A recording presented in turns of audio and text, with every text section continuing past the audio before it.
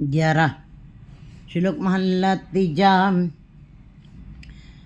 आत्मा देव पूजिए गुर के सहज सुभाए, आत्मे नु आत्मे दी प्रतीत होए ता कार ही परचा पाए।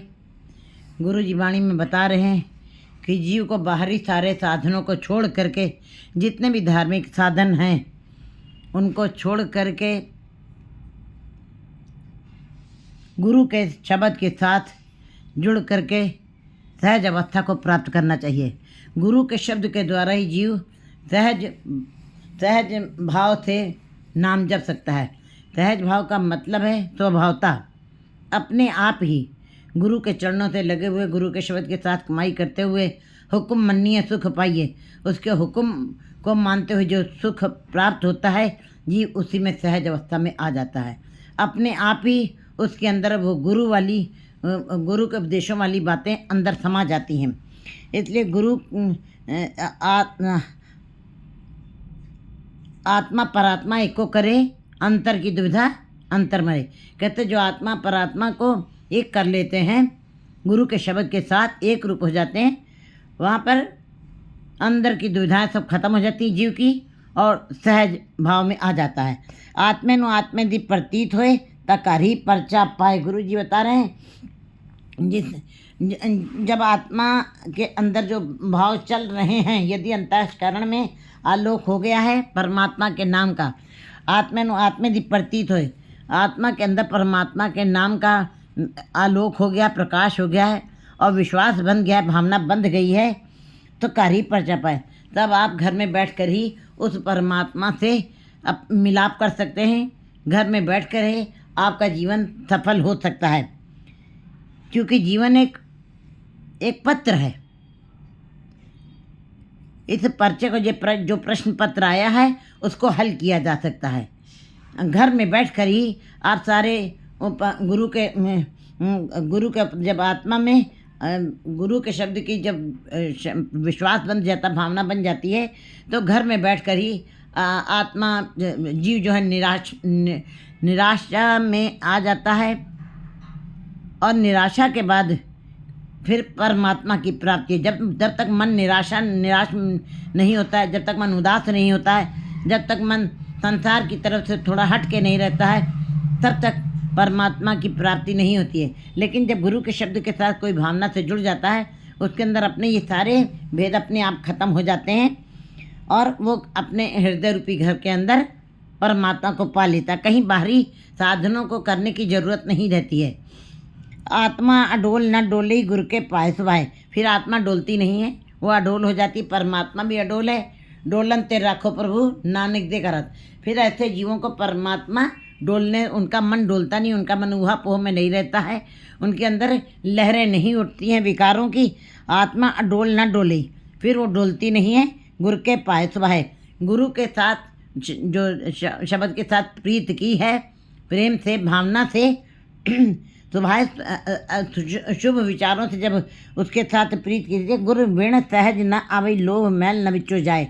जीव चाहे बाहरी साधन कितने भी करता रहे, चाहे जितने भी तरीके से स्नान करे, चाहे जितने दान पुण्य करे, चाहे अपने बराबर कंचन दे दे, चाहे भूम दान, अश्वदान, तेजा नारी, चाहे जितने भी ये अन्नदान सब कुछ करता भी रहे, लेकिन ये सारे दान, ये सारी क्रियाएं, साष्टांग प्रणाम, श्वासों को रोक लेना, न्यूलीकरण करना, अपने को अग्नदाह कर देना, इतने सारे बाहरी साधन करने के पश्चात भी कभी भी विकारों की मैल नहीं उतर सकती जब तक गुरु के साथ नहीं जुड़ता है जीव। गुरु विण सहज न आवे, गुरु के शब्द को दृढ़ किए बगैर, गुरु के उपदेशों के ऊपर चले बगैर जीव सहज भाव को नहीं प्राप्त कर सकता है। सहज मन अपने आप, जैसे कि हमें बहुत भूख लगी हुई है, तो भूख लगने पे जो 2 रोटी जल्दी गई है वो सहज भाव कहा जाएगा। प्यास लगी है तो जो 2 गिलास पानी हमने पिया है वो सहज भाव है, लेकिन तीसरा गिलास पानी सहज नहीं है क्योंकि प्यास खत्म हो गई है। इसी प्रकार भोजन 2 रोटी खाई है तो वो सहज भाव से गई है, उसको सहज भाव कहते हैं। तीसरी रोटी सहज नहीं है, तीसरी रोटी रोग बनाएगी, अंदर जाके पीड़ा देगी। लेकिन गुरु जी बता रहे हैं कि रोटी 2 खाई तो तीसरी रोटी सहज नहीं है, पानी 2 गिलास पिया तीसरा गिलास पानी सहज नहीं है। लेकिन परमात्मा का नाम जितना भी आप जपते जाते हैं, जितना भी आप जपते जाते हो, वो प्यास कभी ख़त्म नहीं होती, वो भूख कभी ख़त्म नहीं होती है, क्योंकि परमात्मा सदा ही नवा निर्वा है। उसके अंदर तो जितना भी आप गहराई में जाते हैं उतना आपको खजाना और मिलता ही जाता। जिन्हें देखा तिन पाया गहरे पानी पैठ। ये तो बहुत मुश्किल सी क्रिया है, ये तो करोड़ों में से एक आध जीव की ये अवस्था उसको प्राप्त होती है। तब क्योंकि गुरु बिन सहज ना भई, जब तक गुरु के साथ मिलाप नहीं हो, गुरु से भेंट नहीं हुई है, सहज भाव बन नहीं सकता है, अपने आप नाम अंदर नहीं जा सकता है। सहज भाव मतलब स्वभावता अपने आप ही अंदर नाम चलता चला जाए और लोभ मैल न बिचो जाए। गुरु के शब्द के बगैर जितना भी धार्मिक कर्म किए जाते, नाम जपा जाता, उसको करने से, धार्मिक कार्यों को करने से, धार्मिक ग्रंथों का अध्ययन करने से, वेद पुराण स्मृतियाँ शास्त्र और अन्य धार्मिक ग्रंथों को पढ़ने से भी, यदि गुरु ग्रंथ से भी हमने पढ़ा है, अगर जो हमने उसको भार करके पढ़ा है, जैसे कि हम पाठ कर रहे हैं और पाठ करते करते हमें हमारे अंदर लोभ बना हुआ कि हमको पाठ करने के बाद ये वाली वस्तु मिल जाए, सेवा करने के बाद हमारे अंदर अहंकार का भाव आ गया है, तो ये सहज भाव नहीं है। इन धार्मिक क्रियाओं को करने से कभी भी लोभ की मैल नहीं खत्म होगी, विकारों की मैल कभी खत्म नहीं हो सकती है। खिन पल हर नाम मन वसे सब 68 तीरथ नाए। कहते हैं एक खिन पल भी मन से जब नाम ले लिया जाता है, मन से जो भी, कहते हैं इसीलिए गुरु जी ने सुनने की 4 पौड़ी रखी। सुनने का भी बड़ा महत्व है और सुनने के बाद मानना ही बहुत ही कठिन है। माना ही नहीं तो सारे सुना हुआ व्यर्थ चला गया, रचना से कहा हुआ भी व्यर्थ चला गया, क्योंकि मानना अवश्य है। पिता ने अगर जो कोई बात कही है और अगर जो हमने उसको माना नहीं, तो वो उस प्रश्न का, उस पिता ने जो हुक्म दिया उसका कोई अर्थ नहीं रह गया और बच्चा पिता की निगाहों से गिर जाता है। इसी प्रकार गुरु जी बता रहे हैं कि खिन पल हर नाम मन वसे सब 68 तीरथ नाए। एक खिन पल कोई मनुष्य मन से नाम जप ले, क्योंकि पहले दूसरी पौड़ी मन ने सुरत होवे मन बुद्ध, मन ने सगल भवन की शुद्ध। कहते जो मन से नाम जप लेते हैं उनको सारे भवनों की शुद्ध आ जाती है। मन ने मारक ठाक ना पाए, उनको कोई ठग नहीं सकता, उनको कोई अपने पंजे में डाल नहीं सकता, उसका रास्ता सदा साफ हो, उसको कोई रास्ते में रोक नहीं पाता। मन ने पावे जो मन से परमात्मा के नाम को मानते हैं, गुरु के शब्द को मान लेते हैं, वे मोक्ष द्वार पा जाते हैं। मन ने पावे मोक्ष द्वार, मन ने परवरित, वो उनके परिवार मुक्त हो जाते हैं। इसीलिए कह रहे हैं एक पल एक छिन्न हरि नाम को कोई मन में बसा ले, सब 68 तीर्थ नाए। 68 तीर्थों का स्नान आपको घर में बैठे ही मिल जाएगा। इतना एक पल और एक छिन्न का नाम जपो जिसमें मन शामिल हो। तभी गुरु तेग बहादुर जी कहते हैं कि पूरी ज़िंदगी पाठ किए गए हैं, पूरी ज़िंदगी सहज पाठ हुए हैं, पूरी ज़िंदगी सुखमनी सहज पाठ हुए हैं, नाम बहुत जपा गया है, लेकिन आखिर में उनके इस श्लोकों में यही आखिर में अर्थ निकलता, मन कर कभू न हर गुण गायो। तुम्हारा मन शामिल नहीं था, मन तुमने अपना शामिल नहीं किया, तुमने जो हरि के गुणों का गान किया वो सारा पानी में धुल गया, वो सारा व्यर्थ में धुल गया, वो परमात्मा के दरबार में कबूल नहीं हुआ, स्वीकार नहीं, क्योंकि मन से नहीं मानी बात। जो मन से रिश्ता जोड़ा गया है वो सदा ही स्मृति में बना रहता है, जो मन से जोड़ा नहीं जाता है वो क्षण भर के लिए ही बनता है, उसके बाद दिमाग से निकल जाती हैं बातें। परमात्मा को भी हमने मन से कभी माना नहीं, लेकिन गुरु जी बताया जो क्षण भर के लिए मान ले वो घर में बैठ करके 68 तीर्थों का फल प्राप्त कर लेता। जितना 68 तीर्थों का पर जाके स्नान किया जाता है, पुण्य फल किया जाता है, दान पुण्य किया जाता है, तो उसका फल मिलता है। वैसे जीव जो एक पल में परमात्मा के नाम के साथ जुड़ जाते हैं मन से, उनको घर में बैठ कर ही वो घर ही पर्चा पाए, घर में बैठ करके वो पर्चा डाल लेते हैं, 68 तीर्थ का स्नान करके अपने जीवन को सफल कर लेते हैं। सच्चे मैल न लगे मल लागे दूजे पाए। गुरु के शब्द के साथ जुड़ करके, परमात्मा सच है, जो सच के साथ जुड़ जाते हैं उनके अंदर से विकारों की मैल खत्म हो जाती है। विकारों की मैल कभी ऐसे नहीं दूर हो सकती है जब तक हम सच के साथ नहीं जुड़ते हैं। सच्चे मैल न लगे,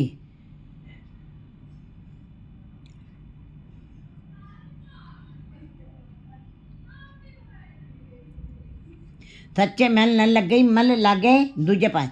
विकारों की मैल जब भी लगती है, एक परमात्मा के नाम को छोड़ करके 2 3 4 संसारिक भावों में जो जीते हैं उनके अंदर ये दुविधा, संशय और विकारों की मैल उनके ऊपर चढ़ती है। मन लागे दूजे पाए, संसारिकता की मैल उनके ऊपर चढ़ जाती है। परिवार की, संसार की, बाजार की और माया की मायावी जीवों के ऊपर ये असर सदा बना रहता है, क्योंकि मायावी जीव सदा ही द्विभाव में जीते हैं, संसार में ही जीते हैं और संसारिक कार्य करते। संसारिक उनकी सारी इंद्रियां संसारिकता का ही विवरण देती हैं, हर जीव को परखने के लिए कि कौन सा जीव संसारिक का, कौन सा जीव गुरमुख है, पता लगाने के लिए। जब कोई जीव हरदम, जिसकी रचना संसार की बातें करती है, जिसकी आंखें हरदम संसार को ही देख रही हैं, जिसके कान संसार की चर्चा सुन रहे हैं, इसका मतलब उसका खाना पीना उठना बैठना सब सांसारिक है। ऐसे जीव जो हैं, ऐसे जीव ही को ही दूजे भाव में जीने को कहा जाता है। सच्चे मैल न लगी मन लागे दूजे पाए। ऐसे जीवों के अंदर से विकारों की मैल कभी भी ख़त्म नहीं होती है, चाहे वो जितना भी नाम जप लें, लेकिन दो द्वैत भाव में जी रहे हैं, दो विचारों में जी रहे हैं, इसलिए वो कभी भी उनकी मैल नहीं उतर सकती। तो तिमूल ना उतरे जे 68 तीर्थ ना है। चाहे वो 68 तीर्थों का स्नान करें, चाहे दान पुण्य करें, चाहे जितना भी अंदर से नाम जप लें, तो तिमूल ना उतरे। चाहे ये धोने से, पानी से के धोने से, 68 तीर्थ के स्नान करने से ये कभी भी मैल उतर नहीं सकती है। क्योंकि गुरु जी बता रहे हैं कि सोचा सोच न होई जे सोची लखवार, चुप्पे चुप न होई जे ला रहा लेता। चुप जे सोच करने से, स्नान करने से शरीर की मैल तो थोड़ी देर के लिए साफ़ हो सकती है, शरीर साफ़ हो सकता है थोड़ी देर के लिए, लेकिन मन की मैल नहीं उतर सकती। मन की मैल अगर जो उतरनी होती तो मन फिर आज प्रसन्न हो गया होता, आज मन निर्मल हो गया होता, आज मन परमात्मा का रूप हो गया होता है। नहीं, मन की मैल तो तभी उतरेगी जब मन गुरु के शब्द के साथ जुड़ेगा, तभी वो निर्मल होगा। निर्मल जन होए तो निर्मल जन का मन जब निर्मल होगा तभी वो निर्मल के गुणों का गान करेगा। इसलिए चाहे वो 68 तीर्थों का स्नान भी कराएं मायाधारी जीव, उनकी मैल कभी उतर नहीं सकती है विकारों की, क्योंकि संसारिकता उनके साथ चल रही है। उनकी इंद्रियां संसार में की जकड़ पकड़ में हैं। लेकिन गुरु जी बता रहे हैं, मनमुख कर्म करे अहंकारी, सब दुख कमाए। मायावी जीव जो हैं कर्म तो करते ही हैं, चाहे धार्मिक कर्म करें भी, धार्मिक कर्म दान पुण्य सेवा सिमरन जो करते भी हैं, तो उनके अंदर उनका अहंकार का भाव बना रहता है, संसारिकता के भाव बने रहते हैं, लोभ का भाव बना रहता है, मोह का भाव बना रहता है। इसलिए गुरु जी कहते हैं मनमुख कर्म करने अहंकारी। मनमुख जीव का कर्म तो करते हैं, लेकिन अहंकार का समावेश बना रहता है, क्योंकि वो मायाधारी हैं, उनके अंदर संसारिकता रमी हुई है, सब दुख कमाए। तो जो उन्होंने कमाया भी है, धार्मिक कर्म भी किए, नाम भी जपा है, लेकिन सारे विकारों का भाव साथ साथ में चल रहा है, इसलिए उनको दुख ही दुख मिलता है, कभी सुख नहीं मिलता है। नानक मैला उज्जवल ता थिए जा सतगुरु माय समाए। गुरु जी कहते हैं मायावी जीव तब उज्जवल हो सकते हैं, मायावी जीव, मायाधारी जीव जो विकारों में जग मैला मैलो हो जाए। कहते हैं संसार विकारों से मैला है, और ये सारा संसार ही ज़्यादातर लोग मैले ही हैं, निर्मल बहुत कम हैं। ऐसे निर्मल जीव बहुत कम हैं जिन्होंने अपने ऊपर सच की और जिन्होंने अपने ऊपर लोभ की मैल नहीं लगने दी और सहज अवस्था में बने रहे। ऐसे जीव बहुत ज़्यादा हैं जिनके ऊपर से विकारों की मैल कभी उतरते नहीं, जो मायाधारी हैं, जो संसार में ही रमे रहते हैं। गुरु जी बता रहे हैं मनमुख उज्जवल ता थिए। मनमुख जीव अगर जो उज्जवल होना चाहते हैं, निर्मल होना चाहते हैं, गुरुमुख जैसा बनना चाहते हैं, अपने अंदर से निर्मल उज्जवलता थी जब सतगुरु माय समाए। जब वो सतगुरु के साथ जुड़ करके गुरु के शब्द की कमाई करेंगे, हुक्म मन्निए सुख पाइए, हुक्म का पालना करेंगे, तभी उनको सुख मिलेगा, और फिर वो उसके अंदर समा सकते हैं, तभी वो समा सकते हैं। अन्यथा दूसरे कर्म करने से कभी भी नहीं। चाहे संसार के कितने भी दान पुण्य और सेवा सिमरन किया भी जाए, लेकिन उससे वो कभी भी वो परमात्मा में नहीं समा सकते हैं। मनमुख लोग समझाइए कदों समझावण जाए, मनमुख रलाया न रले पहिए किरत फिराए। मनमुख जीवों को चाहे जितना भी दुनिया समझाने की कोशिश करे, ज्ञानवान जीव चाहे जितना भी समझाने की, गुरुमुख जीव उनको अपने पास बैठा करके चाहे जितनी भी बातें समझाने की कोशिश करें, दुनिया समझा समझा के थक गई है। कਦੋਂ समझाया जाएगा? कभी भी वो कैसे समझाया जाएगा? किस समय समझाया जाएगा? कब वो समझेंगे? बड़ी मुश्किल सी बात है। मनमुख रलाया ना रले पहिए किरत फिराए। कहते हैं मनमुख जीव जो हैं कभी भी गुरुमुख जीवों के साथ नहीं मिल सकते, क्योंकि वो खोटे सिक्के सदा खरे सिक्कों के साथ चाहे डाल भी दिए जाएं, वो बार बार परखे जाते फिर निकाल के बाहर कर दिए जाएंगे।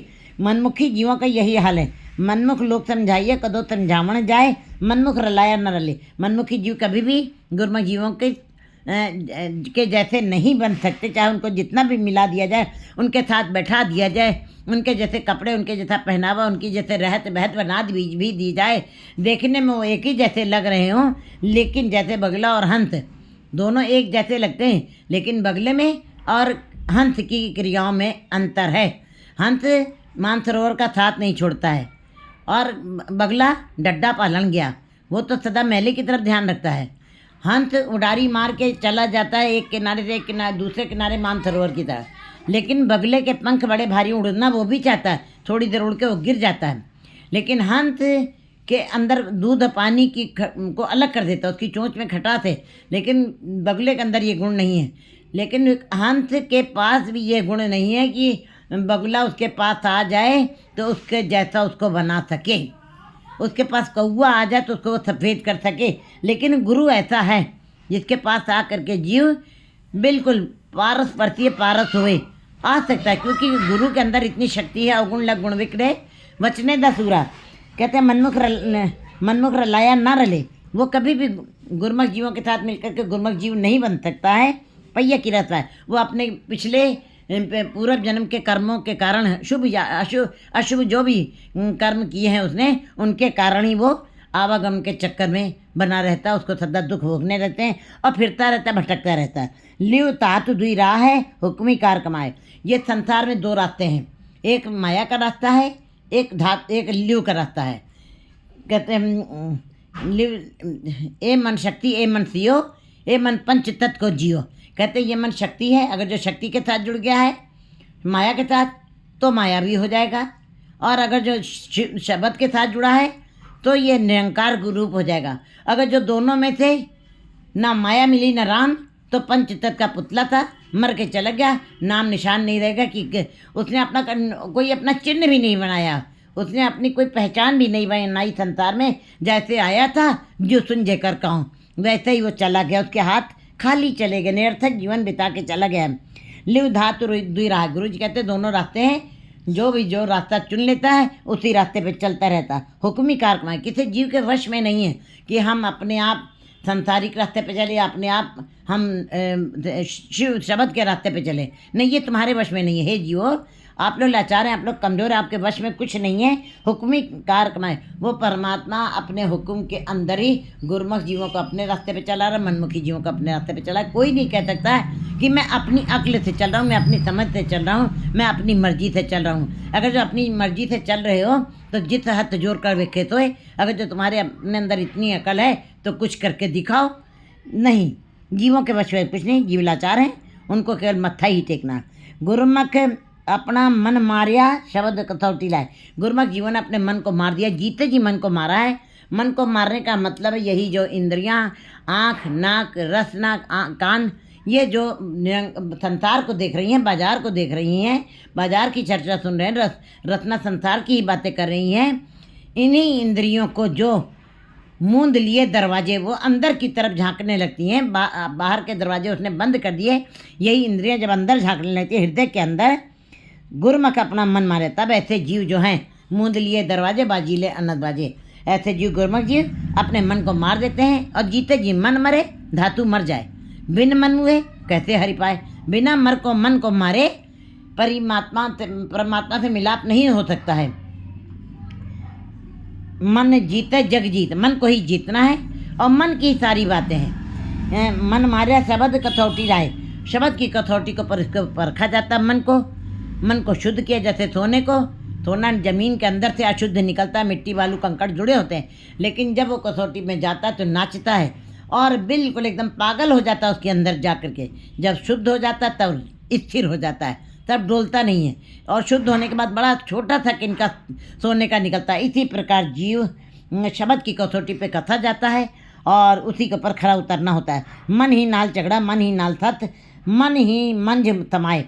हर समय ये इस मन के अंदर झंझट चलता ही रहता है, मन विकम्मन के अंदर। क्योंकि कहते हैं किसी दंपति के अगर जो 4 बच्चे हैं और एक बच्चा भी नालायक निकल जाए तो माँ बाप दुखी होते रहते हैं, हरदम चिंतित होते हैं कि ये बच्चा क्यों पैदा हो गया है, इस बच्चे को हमारे घर में इसने हमारी नाक कटा दी, इज्जत हमारी ख़त्म कर दी है। जिसका एक बच्चा नालायक निकल जाए, 3 बच्चे लायक भी है, फिर भी मन चिंतित रहता है, माँ बाप दुखी रहते हैं।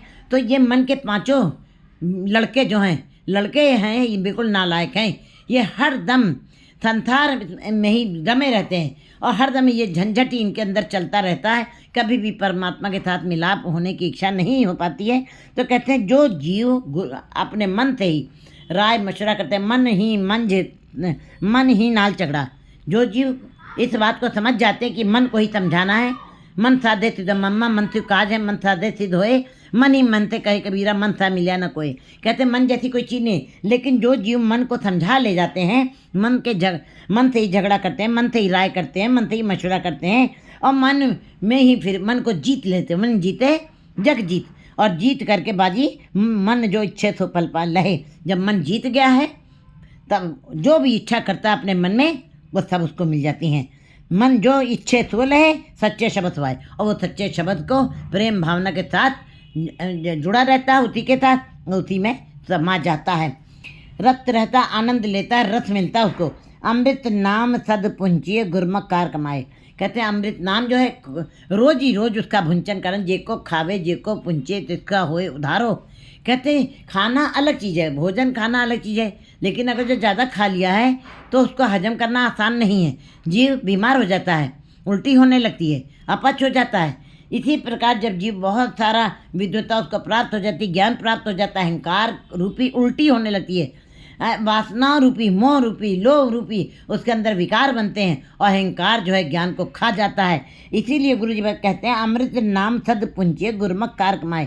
गुरमुख जीव जो है परमात्मा के नाम की कार करते हैं, गुरु की तरफ उन्मुख है, गुरु के उपदेशों को मानते हैं, वो सदा सदा ही परमात्मा के नाम के अमृत का स्वाद चखते हैं और भुंचे मने हजम भी कर लेते हैं। उनके अंदर अहंकार का भाव नहीं रहता, वो निर्माणता में ही चले जाते। जे तो ऊँचो हो चले ते तो नीचो, जे तो नीचो हो चले ते तो ऊँचो है। वो जैसे जैसे ईश्वर के नाम की उच्चता प्राप्त करते हैं, आत्मिक उन्नति प्राप्त में आ जाते हैं, उतना और भी निर्माणता की तरफ चले जाते हैं। उनके अंदर दया, प्रेम, सहयोग आदि भाव परमात्मा वाले गुण समावेश कर जाते हैं। भिण मन ने जी होर नाल लुझना, जाति जन्म गवाए। कहते हैं मन से जो नहीं जूझते हैं, मन से जो झगड़ा नहीं करते हैं, मन के को नहीं साधते हैं, मन को अपने विकारों से अलग नहीं करते हैं, मन को परमात्मा की तरफ नहीं लगाते हैं। होरी नाल लुझना, संसार में होरी माने दूसरी तरफ, दूसरा माने 2 3 4 संसार है, उसकी तरफ जो लुझे रहते हैं, उसी में मस्त रहते हैं, उसी की संसार की जकड़ पकड़ में, द्वैत भाव में ही जिनका जीवन बीतता है, उसी में फंसे रह जाते हैं। जाली दिन जाल दिन हुआ, जेती कढ़ी फाही तेती, रस रस चोग चुगे नित फासे, छूटस मुड़े कौन गुणी। फिर कैसे तुम छूटोगे, लुझना जाति जन्म गए। फिर ऐसे जीव अपना मनुष्य जीवन जो अमूल था वो व्यर्थ में गवा के चले जाते हैं, उसका कोई अर्थ नहीं रहता। मनमुखी मन हठ हारिया, कूड़ कुस्त कमाए, गुर प्रसादी मन जिणे, हर तेती लिव लाए। मनमुखी जीव मन मायाधारी जीव, जो मन को मुख रख के बात करे, जो मन की हठ, मन की कही हुई बात की उसी की जिद के ऊपर रहते हैं और मन का ही कहना मानते हैं, उसको कहते हैं मायाधारी, उसको कहते हैं मूर्छित, उसको कहते हैं अज्ञानी। मनमुखी मन हठ, वो अपने मन में जो हठ करते हैं, सांसारिक हठ उनके अंदर चलती है, पदार्थों की हठ चलती है। हार्या, ऐसे जीव बाजी संसार में हार जाते हैं। 52 पत्तों की बाजी, शतरंज की बाजी, ये चौपड़ की बाजी परमात्मा ने इस जग को तमाशा बनाया है, खेल बनाया है, मुद्दा नहीं बनाया है, मंजिल नहीं बनाई है।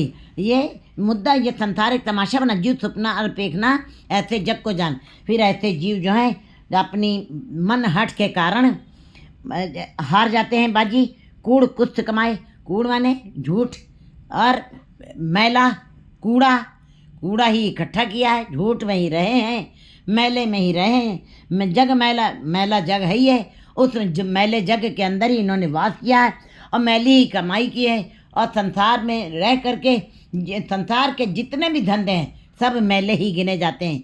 एक परमात्मा का नाम ही सर्व धर्म में श्रेष्ठ धर्म, हरि को नाम जप निर्मल कर्म। सबसे निर्मल कर्म परमात्मा का नाम जपना है, बाकी सारे कर्म मैले कर्म हैं।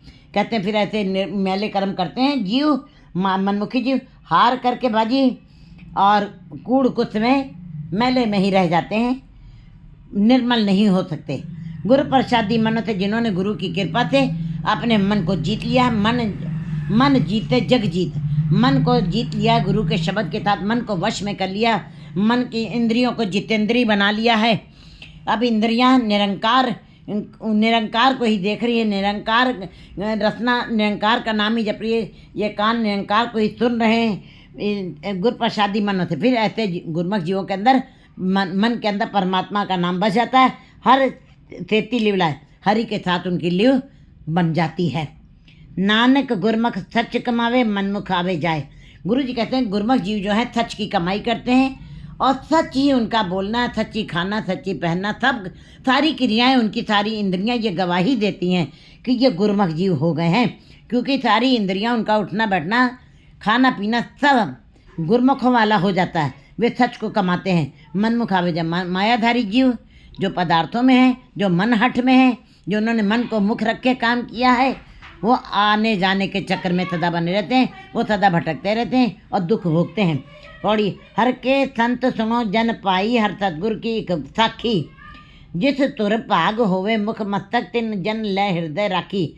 हरि के संत सुनो जन पाई, गुरु जी कहते हैं कि हरि के संतों, हरि के गुरमुखों, हरि के भक्त जनों, एक बात सुन लो, बहुत एकदम वास्तविक बात है, सच्ची बात है, सुनो, कान दे के सुनो भाई। हर सतगुरु की एक साखी, क्योंकि सतगुरु जी ने जो भी बात कही है वो कानों से सुनी हुई बात नहीं की है। कानों की सुनी हुई बात के ऊपर विश्वास बहुत कम किया जा सकता है, वो बात झूठ भी हो सकती है। लेकिन गुरु ने, परमात्मा ने या भक्तों ने जो भी सतगुरु की साखी जो बोले तो पेखे आखी, वो जो भी बोलते हैं वो अपनी आँखों से देखी हुई बातों के ऊपर ही विश्वास करते हैं। उन्हीं देखी हुई कृतियों को ऊपर ही उन्होंने शब्दों को बोला भी है। गुरु की वाणी जितनी भी उच्चारित की गई है वो गुरु ने अपनी आँखों से उन दृष्टांतों को देखा, प्रतीकों को देखा है और फिर गुरु ग्रंथ साहब में अंकित कर दिया है। जैसे कड़छियाँ फिरन स्वनियाँ, गुरु जी देख रहे हैं कि कड़छी के बगैर गुजारा नहीं है। कलछुल का होना भगोने के अंदर, कुकर के अंदर होना बड़ा ज़रूरी है, लेकिन एक क्षण के लिए वो भगोने के अंदर रहती है और इतनी ज़ोर से आवाज़ करती है, अहंकार उसके अंदर पड़ा हुआ है। जबकि कड़छी का ज़्यादा काम नहीं कलछुल का, लेकिन एक सेकंड के लिए उसके अंदर अहंकार का भाव है। इसी प्रकार भगोने जिनके अंदर खीर पूड़ी पड़े हुए हैं वो सदा ही गंभीर धीर बने रहते हैं। उसी प्रकार उन्होंने दूसरा उदाहरण दिया, दुई पुड़ चक्की जोड़ के पीसन आए बैठे, नानक गुरमुख उबरे, जो दर रहें तो उबरे, नानक अजब डिठ। गुरु जी ने देखा कि चक्की में दाने पीस रही औरतें, लेकिन सारा बोरा आटा पिस गया है, वो 22 दाने 25 दाने नहीं पिसे जो मानी के साथ जुड़े हुए थे। इसका मतलब गुरु जी ने प्रतीकों देखा, अपनी आंखों से देखा है, जो बोले तो पेखे आके उन्होंने वहाँ पे उस प्रतीक को, उस उदाहरण को जीवों के ऊपर ढाल दिया है कि जो परमात्मा के दर के साथ जुड़े रहेंगे वो सदा सुरक्षित रहेंगे। बाकी दाने सारे पिस गए थे, जिन्होंने दर्द को छोड़ दिया था, मूल लागे तिन्नी फल पाया, डाली लागे जन्म गवाया। इस प्रकार गुरु जी ने यहाँ पर भी जीवों को समझाने की कोशिश कर रहे हैं कि संत सुनो जन पाई, हर सतगुरु की एक साखी। सतगुरु की साखी जो उन्होंने अपनी आंखों से देखी हुई है, उसके अंदर जरा रत्ता मात्र भी झूठ का अंश नहीं है। जिस तुर भाग होवे मुख मस्तक तिन जन ले हृदय रखी, जिसके भाग्य में पर लिखा हुआ है होवे मुख मस्तक, मुख में और मस्तक पे ऊपर जिसके ऊपर रेखाएं परमात्मा ने अपने दर से रेखाएं खींची हैं, तिन जन ले हृदय रखी, वही जन वही जीव अपने हृदय में परमात्मा के नाम उस साक्षी को धारण करेंगे। बाकी सारा संसार में ही ये चौपड़बाजी की बाजी में ही हार के चला जाएगा। लेकिन जिन्होंने उस साक्षी के ऊपर विश्वास किया है, अपने हृदय में धारण किया है, जिनके भाग्य बड़े ऊंचे थे, जिनको परमात्मा के दरबार से ऐसा लेख लिखा गया था, उन्होंने अपने हृदय में धारण किया। हर अमृत कथा श्रेष्ठ उत्तम गुरु बचनी सहजे चाखी। कहते हैं हरि का नाम ही अमृत है, कथा सबसे श्रेष्ठ परमात्मा के नाम की कथा है। बाकी सारी बातें पानी हैं, पानी को मथने से कुछ नहीं मिलना है। जब हम मलाई में हम मथनी डालते हैं तो उसके अंदर से मक्खन की प्राप्ति होती है। इसी प्रकार गुरु जी कह रहे हैं कि हर अमृत कथा श्रेष्ठ परमात्मा के नाम की कथा में जीवा को मंथन करना चाहिए, जिसके अंदर से नाम अमृत का मक्खन निकलेगा। श्रेष्ठ उत्तम गुरु बचनी, और गुरु के वचन जो कमा जाएंगे, गुरु के वचन रूपी मक्खन को जो कमा जाएंगे, उत्तम वचन वही हैं सहजे चाखी, जिन्होंने अपने आप ही कहते हैं नाम जप जप के फिर सहज मैंने अपने आप ही जिनके अंदर उसका स्वाद बन गया है। कहते जैसे गूंगे मिठाई खाई, जैसे गूंगा इंसान मिठाई खा लेता है, विवरण नहीं दे सकता है, इसी प्रकार हर अमृत कथा श्रेष्ठ उत्तम है, लेकिन गुरु के वचनों के साथ कमाई जाती है सहज चाकी। और जो गुरु के वचनों के साथ गुरु के उपदेशों के ऊपर चलते हुए गुरु के शब्द को दृढ़ करते हैं, उनके अंदर सहज ही अपने आप ही वो शब्द बस जाता है, नाम बस जाता है, और उसका स्वाद वो ले जाते हैं। और नाम का रस का स्वाद महारस ऐसे गुरुमुख के अंदर सदा बना रहता है। तह पया प्रकाश मिटिया अंधियारा जो सूरण रैण की राखी, उनके अंदर प्रकाश बन गया है। दिन पया प्रकाश, ऐसे गुरमुख जीवों के अंदर ही परमात्मा के नाम की ज्योत जगेगी, प्रकाश हो जाएगा, उजेला हो जाएगा। बाहर अंधेरा हो, अमावस की रात हो तो टार्च की ज़रूरत होती है, तब हमको रास्ता पता लगता है। लेकिन वो 1 महीने में एक बार एक रात आती रहती। लेकिन जिन्हें हमारे जीवन में फिरत बहुत तेजुग हारे मानुख दे लही, कहते हैं ये तो आत्मा जन्मों जन्मों से विकारों के अंधेरे में भटक रही है, जिसको कहीं रास्ता ही नहीं मिल रहा है, बेचैन है, वो भटक रही है, हर दम दुखी हो रही है। तो कहते हैं ऐसे जो गुबार में जो आत्माएं पड़ी हुई हैं, अंधेरे गुबार में पड़ी हैं, अज्ञानता के अंधेरे में, अज्ञानता की भटकना में सदा ही भटकना वो बनी रहती है ऐसे जीवों के लिए जो परमात्मा के नाम के साथ नहीं जुड़ते। लेकिन जो जुड़ जाते हैं उनके अंदर, ऐसे गुरुमुख जीवों के अंदर नाम का प्रकाश हो जाता है, उनका अंधेरा, अज्ञानता का अंधेरा खत्म हो जाता है, क्योंकि गुरु के साथ जुड़े। ज्ञान अंजन गुरु दिया अज्ञान अंधेर विनाश, गुरु के साथ जुड़ने से अज्ञानता का अंधेरा खत्म हो जाता है। और जीव सूरज रैण की राखी, कैसे प्रकाश हो गया, कहते जैसे रात का अंधेरा एक सूरज की किरण निकल आए तो अंधेरे को चीर देती है और सारे संसार में उजेला हो जाता है एक किरण से। तो जिसके अंदर एक किनका एक जिस जीव बसावे ताकि महिमा गनी ना आवे, इसी के प्रकार परमात्मा के नाम की ज्योत जिसके अंदर एक किनका एक एक एक किरण मात्र उनके अंदर अगर जो प्रकाश आ गया है, उनके अंदर से अज्ञानता का अंधेरा दूर हो जाएगा, विकारों का अंधेरा दूर हो जाएगा, और विकारों का अंधेरा दूर हुआ, अज्ञानता दूर हुई, परमात्मा अंदर बस जाता है।